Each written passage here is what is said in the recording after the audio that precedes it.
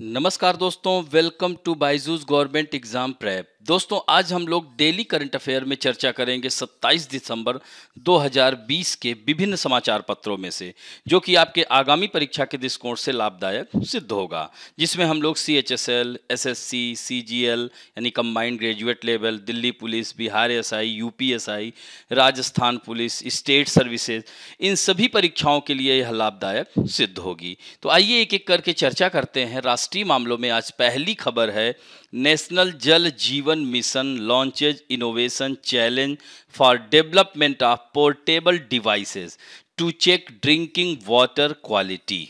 दोस्तों, यह काफी महत्वपूर्ण, लगभग सभी समाचार पत्रों में आई हुई खबर है। राष्ट्रीय जल जीवन मिशन, सबसे पहले तो यहीं से प्रश्न आपका स्टार्ट हो जाएगा कि राष्ट्रीय जल Jeevan mission, national Jal Jeevan mission कब लॉन्च हुआ था, इसका क्या एम्स है, यानी इसका क्या उद्देश्य है, और इसके तहत अभी जो पोर्टेबल उपकरणों को विकसित करने के लिए उद्योग संवर्धन और आंतरिक व्यापार विभाग की हिस्सेदारी से एक नवाचार चुनौती शुरू की है। इस नवाचार चुनौती का उद्देश्य यही है सुनिश्चित करना कि विभिन्न स्थानों पर, विभिन्न स्तरों पर, यानी अंडरग्राउंड वाटर और जो सतह पर जल, इन जल का परीक्षण करना, इसके अलावा दूषित जल के मुद्दों का स्थायी समाधान।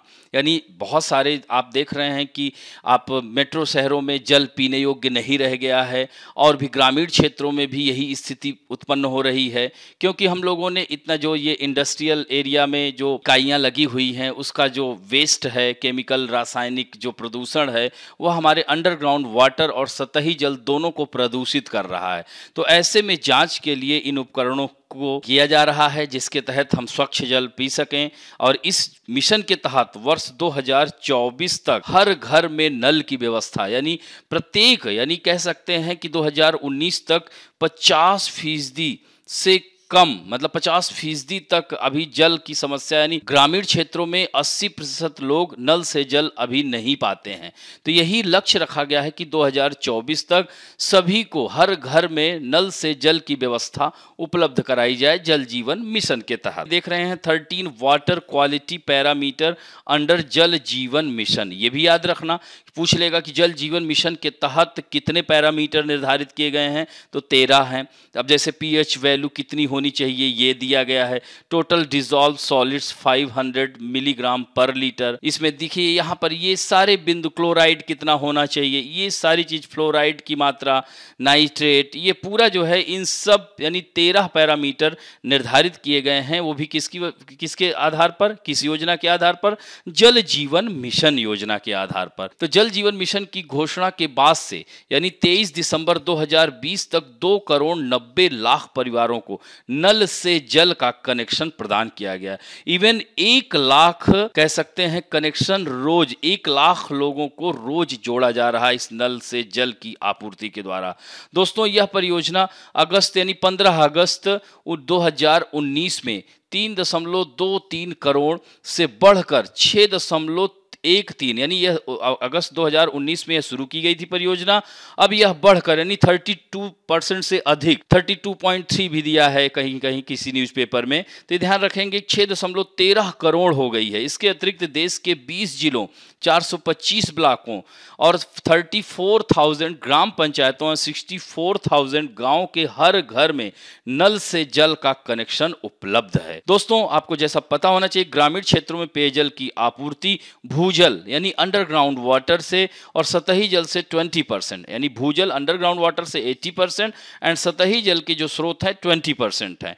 तो इनको साफ सुथरा रखना, यही जल जीवन मिशन के अंतर्गत यह उद्देश्य है। तो जल जीवन मिशन वर्ष 2024 तक हर घर, यानी ग्रामीण को नल द्वारा जल कनेक्शन प्राप्त करने में सक्षम बनाने के लिए राज्यों की साझेदारी के साथ केंद्र सरकार कार्य कर रही है। जल जीवन मिशन के बारे में थोड़ा सा जान लीजिए। 15 अगस्त 2019 को स्वतंत्रता दिवस, यानी लाल किले की प्राचीर से यह जल जीवन मिशन की घोषणा की गई थी। इस योजना का उद्देश्य है कि 2024 तक सभी घरों को पाइप के जरिए, यानी नल के जरिए पानी पहुंचाने का लक्ष्य है। इससे क्या होगा, साफ सुथरा जल मिलेगा। और लोगों में भी किंवदंतियां हैं, लोगों में मिथ है कि जो नल में जल आता है वह प्रदूषित होता है। इसीलिए सरकार इस पर इसके 13 पैरामीटर जारी किए हैं, जिसके माध्यम से सभी लोगों को स्वच्छ जल उपलब्ध कराया जाएगा। और दोस्तों, स्वच्छ जल जनित इतनी बीमारियां होती हैं, तो इन सब चीज़ों से आने वाले दिनों में हम लोगों को इसका लाभ मिलेगा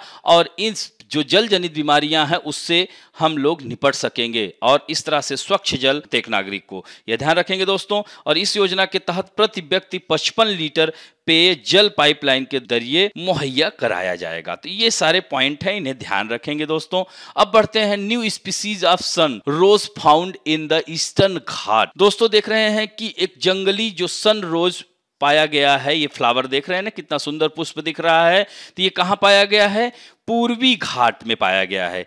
पूर्वी घाट, जैसे ये पश्चिमी घाट है, ये पूर्वी घाट है, तो जिसका मिलन बिंदु बता चुका हूं, नीलगिरी है। तो ये पूर्वी घाट के आंध्र प्रदेश के प्रकाशम जिले में यह नई प्रजाति की खोज की गई है। इवन पहली बार 2018 में ही ये पता चला था। तो आंध्र प्रदेश के प्रकाशम जिले में खोजी गई इस नई प्रजाति का नाम, ये ध्यान रखना आपके एग्जामिनेशन पॉइंट ऑफ व्यू से, इसका नाम रखा गया है पोर्टुलका लालजी सिंह। याद रखना, बहुत बड़े वैज्ञानिक हैं। इनका नाम, ये आंध्र प्रदेश के डीएनए जो लेबोरेटरी है, फिंगरप्रिंट, उसके भी निर्माण में इनका बहुत अहम योगदान है। यह उत्तर प्रदेश से आते हैं, बलिया जिले से। तो लास्ट में देखिए लालजी नाम जुड़ा हुआ है, ये ध्यान रखेंगे। ये रूपात्मक विशेषताएं इसमें जैसे जीनस पोर्टुलाका की अन्य प्रजातियों को अलग करती, तो थोड़ा सा डिफरेंट टाइप की है। और इस खोज का विवरण जो है, discovery has been published in the journal of Asia Pacific biodiversity, यानी एशिया पैसिफिक बायोडायवर्सिटी जर्नल में इसको प्रकाशित किया गया है दोस्तों। और यहाँ पर जो बोटेनिकल ध्यान रखेंगे कि स्पीसीज वाज फर्स्ट स्पॉटेड इन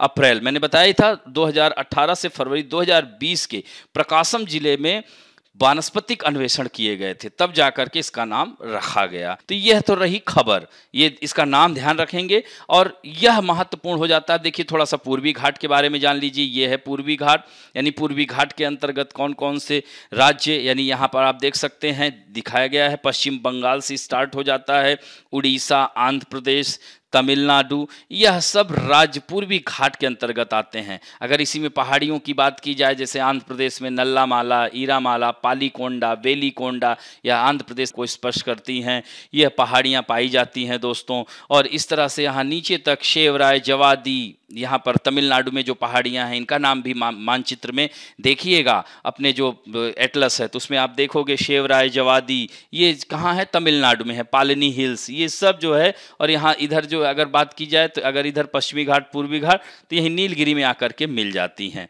तो इस तरह से फैली हुई हैं प्रायद्वीपीय भारत की 4 नदियाँ। अब देखिए 4 नदियाँ महाराष्ट्र से जो आ रही है, नासिक से कौन? गोदावरी नदी। फिर यहीं से ये त्रयंबक पठार से आ रही है। यहाँ से फिर कृष्णा नदी कहाँ से आती है? महाबलेश्वर से आती है।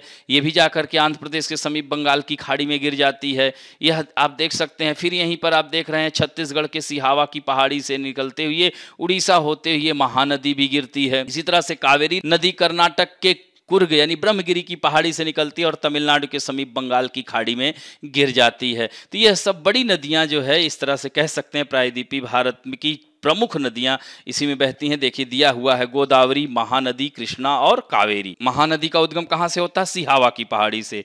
यह जो है गोदावरी नदी का कहाँ से होता है? ध्यान रखेंगे त्रयंबक प्लेटू से, नासिक जिले के। और दोस्तों यह प्रायद्वीपीय भारत की सबसे लंबी नदी है, 1465 किलोमीटर लंबी है। और यही महानदी 857 किलोमीटर लंबी है।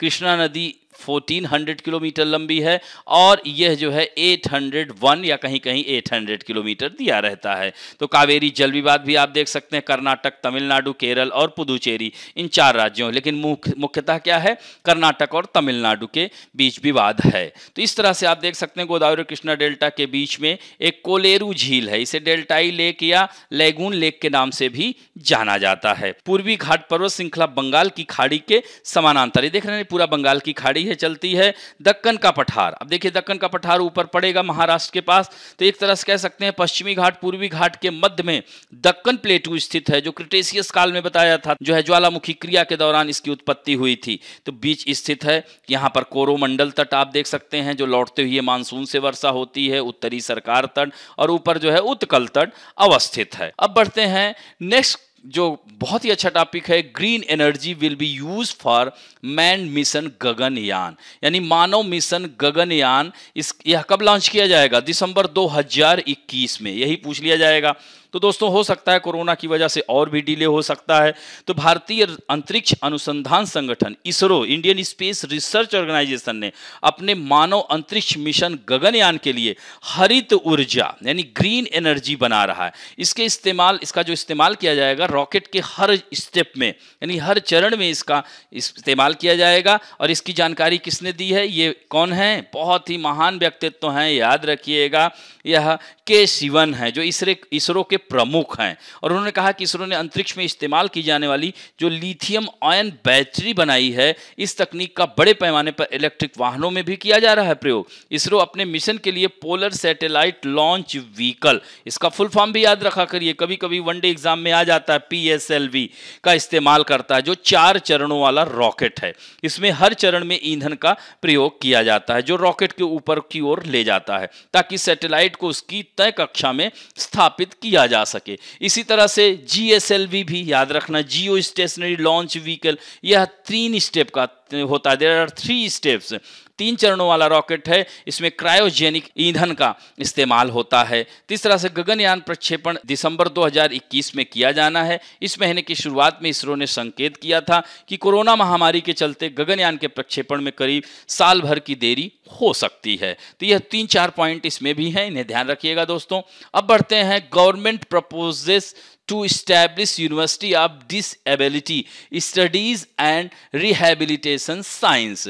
दोस्तों भारत सरकार ने एक सुलभ वातावरण में दिव्यांगता यानी डिसेबिलिटी, दिव्यांगता अध्ययन और पुनर्वास विज्ञान के सभी पहलुओं को शामिल करते हुए अपनी तरह का पहला विश्वविद्यालय स्थापित करने का प्रस्ताव किया है। एक सार्वजनिक नोटिस में सामाजिक न्याय और अधिकारिता मंत्रालय, ये भी पूछ लेगा कि यह किसके अधीन आता है, किस मंत्रालय के, तो याद रखना सामाजिक न्याय और अधिकारिता मंत्रालय यानी ministry of social justice and empowerment के तहत यह आता है। तो आने वाले दिव्यांग जन सशक्तिकरण यानी डिसेबिलिटी एम्पावरमेंट डिपार्टमेंट ने विश्वविद्यालय की स्थापना के लिए एक मसौदा विधेयक पर हितधारकों से प्रतिक्रियाएं मांगी हैं। तो इस संबंध में विभाग ने कहा है कि प्रस्तावित विश्वविद्यालय की स्थापना के लिए यानी दिव्यांगता अध्ययन और पुनर्वास विज्ञान विश्वविद्यालय विधेयक 2021 तैयार किया गया है। विभाग ने कहा है कि संसद के एक अलग अधिनियम के जरिए असम के, ये भी पूछ लेगा किस राज्य में स्थापित किया जाएगा,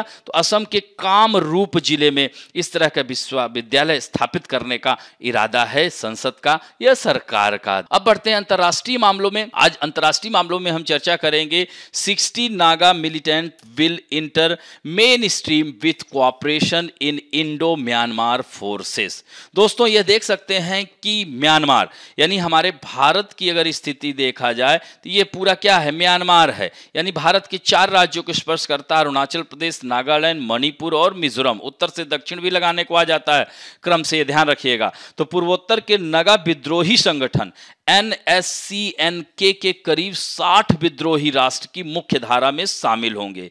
ऐसा उन लोगों ने खुलासा किया है कि सीमावर्ती इलाके में भारत और म्यांमार की सेनाओं के बीच बढ़ते सहयोग के चलते NSCN-K को अपनी गतिविधियां चलाने में बहुत मुश्किल हो रही थी। यही कारण है कि वो लोग आत्मसमर्पण कर अब मेन स्ट्रीम में यानी मुख्य धारा में समाज के साथ रहकर एक अच्छा जीवन व्यतीत करना चाहते हैं। इसमें दोस्तों भारत और म्यांमार की सेना को धन्यवाद दिया जाता है। यानी दोनों सेनाओं ने, यानी म्यांमार, भारत तो सेना का कार्य ही है अपने देश के लोगों की सुरक्षा करना और जो भटक गए हैं प्राणी उनको जो है वापस मेन स्ट्रीम में लाना। इसके साथ साथ यह काबिले तारीफ है कि म्यांमार की सेना ने भी मदद की है और इस कामयाबी से नगा शांति समझौता को भी बल मिलेगा। और भारत म्यांमार सीमा पर दोनों देशों की सेनाओं के सहयोग और प्रबंधन के चलते भी यह कामयाबी मिली है। तो इसके अलावा सेना प्रमुख जनरल मनोज मुकुंद नरवणे ने म्यांमार का दौरा किया था। तो ऐसा माना जा रहा है कि भारत और म्यांमार के बीच रिश्तों में और प्रगाढ़ता आ रही है। कूटनीतिक प्रयास प्रयास भी किए गए थे।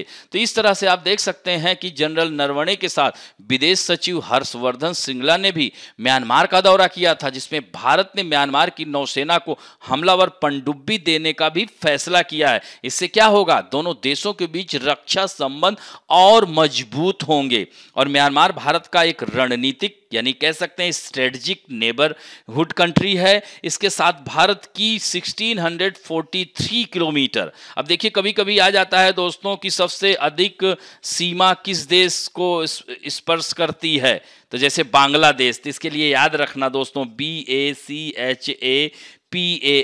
बचपन में BHOOT, भूत आया, तो ये कभी भूलेगा नहीं। सबसे लंबी क्या है सीमा रेखा, बांग्लादेश 4096 किलोमीटर। उसके बाद चीन की है दोस्तों, उसके बाद क्या है, पाकिस्तान की है। ध्यान रखेंगे चीन की कितनी है, 3488 किलोमीटर। इसी तरह से पाकिस्तान की है 3323 किलोमीटर और म्यांमार की है 1655 ना से नेपाल हो गया। याद रखेंगे दोस्तों 1800 यानी 1857 या कह सकते हैं 1856 किलोमीटर से ज्यादा ही है, यह नेपाल को स्पर्श करती है। इस तरह से म्यांमार की है 1643 किलोमीटर और भूटान की दोस्तों 699 किलोमीटर है और ए फॉर अफगानिस्तान जो कि पाक अधिकृत कश्मीर के अंतर्गत आता है 108 किलोमीटर, कहीं कहीं 80 भी दिया रहता है। तो ध्यान रखेंगे दोस्तों, तो यह जो है यह क्रम से है, कभी कभी आप लोग परीक्षाओं में यह आ जाता है, तो इन्हें ध्यान रखेंगे।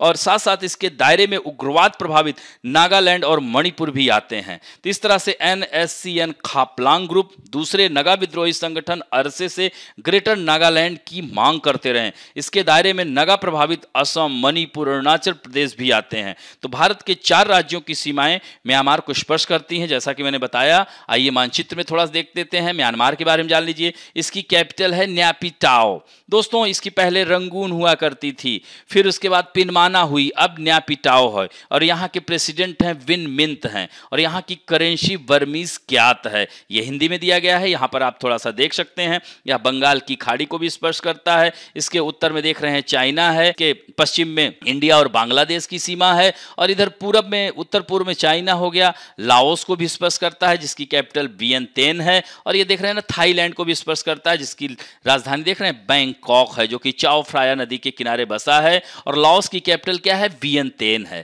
तो इस तरह से ये भी ध्यान रखा करिए, कभी कभी यहाँ पर जो नदियां बहती हैं देख रहे हैं ना, इरावदी, सालविन, सितांग, ये सब महत्वपूर्ण नदियां बहती हैं। और दोस्तों म्यांमार ये देख रहे हैं ना, अराकान योमा की पहाड़ियां, जैसे नागालैंड की जो सबसे ऊंची चोटी है सारामती, वही जो है म्यांमार में भी एकदम बाउंड्री पर है, तो म्यांमार और नागालैंड दोनों में पड़ती है, तो ये ध्यान रखेंगे। और दोस्तों यह कभी भारत का अभिन्न हिस्सा हुआ करता था। 1935 एक्ट के तहत, इंडिया गवर्नमेंट एक्ट 1935 के तहत बर्मा को म्यांमार उसमें बर्मा कहा जाता था, भारत से अलग किया गया। ब्रिटिश शासन था। फिर 1947 में जब भारत स्वतंत्र हुआ तो साथ साथ ब्रिटेन ने म्यांमार को भी स्वतंत्रता दे दी दोस्तों। तो यह काफी महत्वपूर्ण है, इसे ध्यान रखेंगे। अब बढ़ते हैं नेक्स्ट समाचारों में विभिन्न राष्ट्रीय अंतर्राष्ट्रीय व्यक्तित्व में। आज हम बात करेंगे कश्मीर। आप देख सकते हैं कि 2 केंद्र शासित राज्यों में बढ़ गया है। कश्मीर में नित नए, अभी आपने देखा वहां पंचायत चुनाव हुआ, तो एक तरह से देखा जाए तो और काफी अच्छी मात्रा में लोगों ने पार्टिसिपेट किया। इससे यही लगाया जा सकता है कि लोकतंत्र बहुत ही अच्छे से वहां कार्य कर रहा है और लोकतंत्र की बहाली एक तरह से कह सकते हैं और आने वाले दिनों में वहां विकास के नए कीर्तिमान स्थापित हो रहे हैं। ऐसे में एक बहुत ही थोड़ा सा दिलचस्प खबर है, पूजा देवी नाम की महिला जम्मू कश्मीर की पहली महिला चालक बन गई हैं। तो पूजा की सोशल मीडिया पे चारों तरफ तारीफ हो रही है, ये उनका चित्र है दोस्तों, ध्यान रखेंगे। तो जम्मू कश्मीर के कठुआ की रहने वाली पूजा देवी सूबे की पहली महिला चालक हैं जो व्यावसायिक चालक के तौर पर बस चला रही हैं। यह मुकाम जम्मू से कठुआ और कठुआ से जम्मू के बीच चलने वाली बस को चलाकर हासिल किया। और दोस्तों यह चर्चा में क्यों आ गई, क्योंकि हमारे देश के केंद्रीय मंत्री जितेंद्र सिंह जो कि वहीं से बिलोंग करते हैं, उन्होंने ट्विटर पर तस्वीर साझा की जिसकी वजह से यह वायरल बहुत ज्यादा पूरे देश में लोग इनको जान गए। तो यह ध्यान रखेंगे, चर्चित हो गई हैं। और दूसरा है UK Soviet double agent George Blake dies at 98। दोस्तों यह आप चित्र देख सकते हैं, बहुत ही शक्तिशाली व्यक्तित्व हैं। शीतकाल युद्ध में डबल एजेंट की भूमिका निभाने वाले पूर्व ब्रिटिश अधिकारी जॉर्ज ब्लैक का शनिवार को 98 ईयर ओल्ड की आयु में, कह सकते हैं आयु में, निधन हो गया। रूसी राष्ट्रपति कौन है? व्लादिमीर पुतिन है, ने ब्लैक को लाजवाब पेशेवर और अदम्य साहस वाला व्यक्ति बताते हुए शोक व्यक्त किया है। 1966 में ब्लैक ब्रिटिश जेल से भागकर तत्कालीन सोवियत संघ, चूंकि अब यह रूस हो गया, 91 में बिखर गया था, तो सोवियत संघ पहुंच गए थे, तभी से वह रूस में रह रहे थे। उन्हें रूसी खुफिया संगठन में कर्नल का ओहदा दिया गया था। और दोस्तों इनका जन्म, याद रखना, नीदरलैंड में हुआ था। जन्म में ब्लैक ने द्वितीय विश्व युद्ध के दौरान ब्रिटिश खुफिया संगठन में नौकरी शुरू की थी। तो यह काफी चर्चित व्यक्तित्व थे, ध्यान रखिएगा, अब नहीं रहे दुनिया में। अब बढ़ते हैं बैंकिंग एवं वित्त संबंधी समाचारों में। दोस्तों सेबी अपॉइंट एक्स सीईसी यानी chief election commissioner as observer for FTMF voting. दोस्तों भारतीय प्रतिभूति और विनिमय बोर्ड ने तरुवई यानी टीएस, याद रखिएगा, तरुवई सुबैया कृष्णमूर्ति, टीएस कृष्णमूर्ति को फ्रैंकलिन टेम्पल्टन म्यूचुअल फंड की 6 योजनाओं के यूनिट धारकों के ई वोटिंग में पर्यवेक्षक के रूप में नियुक्त किया है। दोस्तों यह काफी दिन से, अप्रैल में याद हो तो इसने अपनी 6 इकाइयां बंद कर दी थी, जो मामला कोर्ट तक चला गया, फिर बाद में सुप्रीम कोर्ट ने इसको कैंसिल कर इस तरह से पर्यवेक्षक के रूप में यानी सेबी के हाथ में सौंपा है कि इसकी पूरी रिपोर्ट दी जाए। तो कृष्णमूर्ति भारत के पूर्व मुख्य चुनाव आयुक्त रहे हैं। 26 से 29 दिसंबर के बीच होने वाली ई वोटिंग प्रक्रिया की वह देख रेख करेंगे, ऑब्जर्वर हैं। उन्होंने भारत के 13वें मुख्य चुनाव आयुक्त के रूप में कार्य किया है। सीईसी के रूप में उनका मुख्य कार्य 2004 के लोकसभा चुनाव की देखरेख करना था। तो ये वही टीएस कृष्णमूर्ति हैं दोस्तों, ध्यान रखेंगे। और भारत की जो माननीय सर्वोच्च न्यायालय ने 9 दिसंबर 2020 को अपने आदेश को रद्द कर दिया और 26 दिसंबर से 29 दिसंबर के बीच होने वाले फ्रैंकलिन टेम्पल्टन म्यूचुअल फंड की 6 योजनाओं के यूनिट धारकों के ई वोटिंग के संबंध में सेबी को एक पर्यवेक्षक नियुक्त करने का निर्देश दिया है। और ये 6 योजनाएं कौन थी? Franklin India low duration fund, Franklin India ultra short bond fund, Franklin India short term income plan, Franklin India credit risk fund, Franklin India dynamic exhale fund and Franklin India income opportunity. ये 6 थी दोस्तों। इसको अप्रैल में, चूंकि आर्थिक स्थिति तंगी की वजह से यह बंद करने का, बॉन्ड को कुछ दिनों के लिए रोकने का, इसकी वजह से काफी असंतुलन स्थापित हो जाता। ऐसे में आरबीआई, सेबी, भारत सरकार ने फिर जो है इसको सहायता देने का प्रस्ताव किया। फिर इस पर केस किया गया सुप्रीम कोर्ट में। सुप्रीम कोर्ट अभी वेट करेगा इसकी, जब ऑब्जर्वर इसकी जो रिपोर्ट लगाएंगे फिर उसके बाद इस पर अंतिम निर्णय आएगा। तो फ्रैंकलिन टेम्पल्टन एमएफ ने 23 अप्रैल को इन 6 म्यूचुअल फंड योजनाओं को बंद कर दिया, जिसमें बॉन्ड के बाजार, ऋण मोचन दबाव और तरलता की कमी थी। यही चीज है जिसकी वजह से यह। अब बढ़ते हैं पुस्तकें एवं पुरस्कारों में। आज Miss Trans Queen India 2020 honour.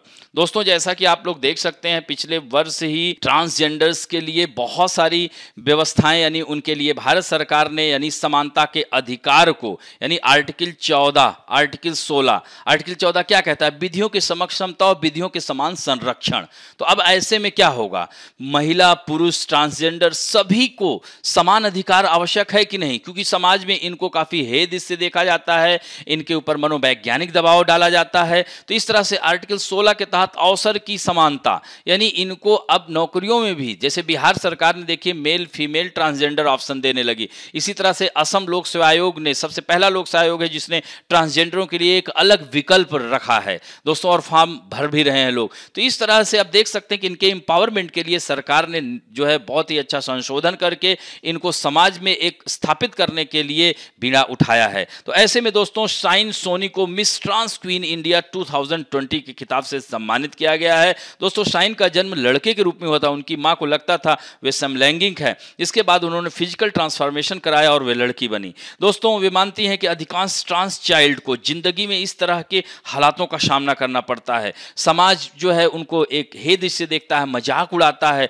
तो ऐसे में देखिए यह तो प्रकृति प्रदत्त चीजें हैं, तो ऐसे में नहीं करना चाहिए। तो इस तरह से आप देख सकते हैं कि आज कितनी तेजी से प्रगति कर रहे हैं। National institute of fashion technology से इन्होंने ग्रेजुएशन किया और शाइन अपने फाइनल ईयर में रियलिटी शो की विजेता भी रहे। उसके बाद उन्होंने हांगकांग की एक ट्रेड फोरकास्टिंग कंपनी से इंटर्नशिप भी की थी और अब वह मिस इंटरनेशनल ट्रांस क्वीन बनने का सपना देख रही हैं। साथ ही वे ट्रांस वुमेन के हित में काम करने की ख्वाहिश रखती हैं। अब बढ़ते हैं खेल समाचारों में। India's largest hockey stadium will be built in Rourkela. दोस्तों राउरकेला कहाँ है?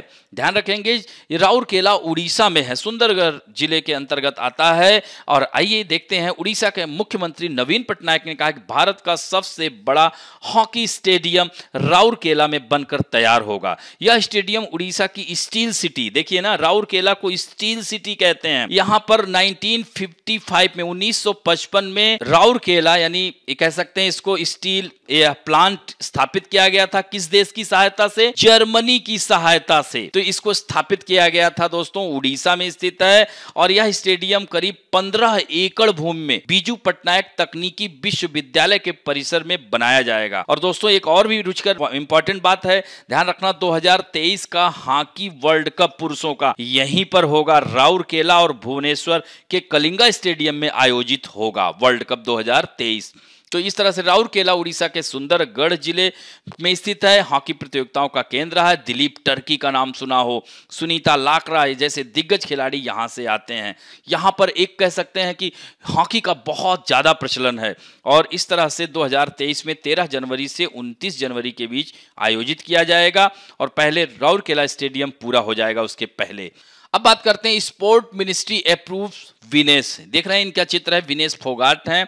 तो केंद्र सरकार ने स्टार महिला पहलवान विनेश फोगाट की मांग मानते हुए उन्हें हंगरी के 40 दिन के अभ्यास की मंजूरी दे दी है। तो खेल मंत्रालय की तरफ से विनेश के निजी कोच वॉलेर एकोश अभ्यास की जोड़ीदार जो प्रियंका फोगाट फिजियो रमन एन के साथ हंगरी में होने वाले अभ्यास शिविर में भाग लेने की अनुमति दे दी है। शिविर को टारगेट ओलंपिक पोडियम योजना के तहत मंजूरी मिली है। और दोस्तों इसकी लागत 15,51,000 रुपए आएगी। इसमें हवाई किराया, स्थानीय आवागमन, यह सब। और याद रखेंगे 28 दिसंबर से 24 जनवरी तक बुडापेस्ट के वासास स्पोर्ट क्लब में, और उसके बाद 24 जनवरी से 5 फरवरी तक पोलैंड में यह लगेगा। तो वहां पर जाकर ट्रेनिंग लेंगी। आगामी जो टोक्यो ओलंपिक होगा उसमें हमारे देश से पदक इस बार ज्यादा आने की संभावना है, क्योंकि यह टारगेट ओलंपिक पोडियम जो योजना है इसका यही लक्ष्य ही है दोस्तों। तो थोड़ा सा इसके बारे में जान लीजिए। यह योजना जुलाई 2014 के महीने में तैयार की गई थी।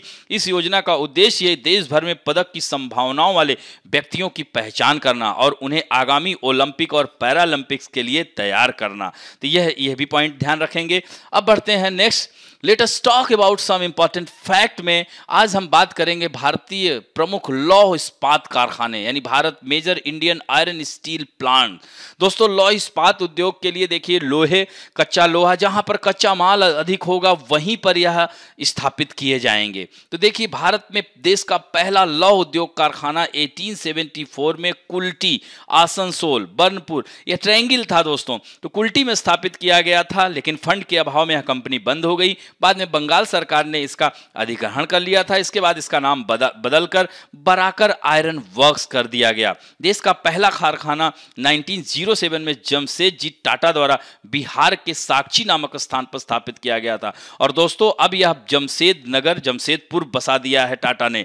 और दोस्तों जमशेदपुर अब कहां है वर्तमान में? झारखंड में है। ध्यान रखना दोस्तों, कहां है? झारखंड में, जिसकी कैपिटल रांची है। दोस्तों यह बिहार से झारखंड कब अलग हुआ था? 15 नवंबर 2000 को अलग राज्य, 28वां राज्य बना था। इस तरह से आप देख सकते हैं। दूसरा जो फैक्ट है, भारतीय लौह इस्पात कारखाना की स्थापना 1918 में पश्चिम बंगाल के हीरापुर नामक स्थान पर की गई। 1922 में यहां पर उत्पादन शुरू हुआ। बाद में कुल्टी, हीरापुर, बर्नपुर, यह ट्रायंगल टाइप का है, स्थित संयंत्रों में इसे मिला दिया गया था दोस्तों। यह फैक्ट है, कभी कभी परीक्षाओं में आ जाते हैं सीधे। फिर इसके बाद देखिए Mysore iron and steel works की स्थापना 1923 में कर्नाटक के भद्रावती नामक स्थान पर की गई थी। अब इसे विश्वेश्वरैया आयरन स्टील इंडस्ट्री के नाम से जाना जाता है दोस्तों।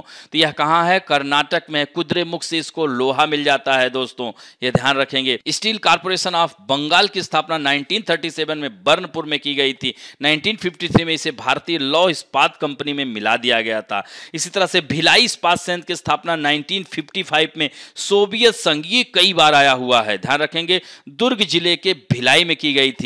यानी अब यह छत्तीसगढ़ में आ गया है दोस्तों। यह छत्तीसगढ़ 1 नवंबर 2000 को मध्य प्रदेश से निकलकर भारत का 26वां राज्य बना था दोस्तों, याद रखेंगे। हिंदुस्तान स्टील लिमिटेड राउरकेला अभी मैंने चर्चा की थी, पश्चिमी जर्मनी की सहायता से 1955 में उड़ीसा में इसकी स्थापना की गई थी। इसी तरह से हिंदुस्तान स्टील लिमिटेड दुर्गापुर की स्थापना 1956 में ब्रिटेन की सहायता से, ये 2-3 पॉइंट है, ध्यान रखेंगे, कहां, दुर्गापुर में की गई थी। इसी तरह से बोकारो स्टील प्लांट याद रखेंगे 1968 में सोवियत संघ की मदद से बोकारो में की गई थी। ये कहाँ है, झारखंड में है, ये भी ध्यान रखना। और दोस्तों SAIL steel authority of India 24 जनवरी 1973 को भिलाई, राउरकेला, बनपुर, सलेम इस्पात संयंत्र कहाँ है, तमिलनाडु में है। Bokaro, Durgapur, Visvesvaraya steel industry limited को एक कर सेल की स्थापना की गई थी। ये कई बार आया है दोस्तों, ये भी ध्यान रखना, 1973। अब बढ़ते हैं आप लोगों के सेक्शन में। दोस्तों यहाँ पर ये पॉइंट, ये जो है ये ऊपर वाला था, इसको क्रॉस कर देना। यहाँ हम लोग अभ्यास प्रश्न डाल लेते हैं, जो कि आप लोगों का सेक्शन है, इंपॉर्टेंट सेक्शन है, तो इसे आप कैसे नजरअंदाज कर सकते हैं। आज उत्तर देने वालों में बहुत सारे, काफी लोगों ने उत्तर दिया है दोस्तों। शुभश्री साहू, मंजीत कुमार, अभिषेक अचवाले, ज्ञान रंजन साहू, संदीप यादव, सौम्या, ललिता किस्कू, वंदना सेंधव, विकी, इशफाक चौहान, सूरज उपाध्याय, शुभांशी काटरे, श्रद्धा गुप्ता, भात यूनिश, विश्वजीत कुशवाहा, शुभम रघुवंशी, केशु चौरसिया, राजेश कुमार, भक्त, श्रद्धा गुप्ता, संतोष कुशवाहा, नीलम सिंह, राजेश कुमार, सोमेंदु, विवेकानंद पारिदा, विपिन कुमार, इन सब लोगों ने कमेंट और उत्तर दोनों दिए हैं। मूर्ति साहू, संजय नेगी। तो इस तरह से और ज्यादा से ज्यादा लोग उत्तर देंगे तो और इंटरेस्ट बढ़ेगा। दोस्तों आज पहला प्रश्न है आप लोगों के सामने, राष्ट्रीय जल जीवन मिशन योजना का लक्ष्य किस वर्ष रखा गया है, 2021, 22, 23 या 24। नेक्स्ट क्वेश्चन है, हाल ही में वनस्पति विज्ञानियों ने भारत के किस क्षेत्र में पोर्टुलका लालजी नाम की एक नई प्रजाति की खोज की है, सनरोज की, वह क्या है, पश्चिमी घाट, पूर्वी घाट या अंडमान निकोबार या हिमालय।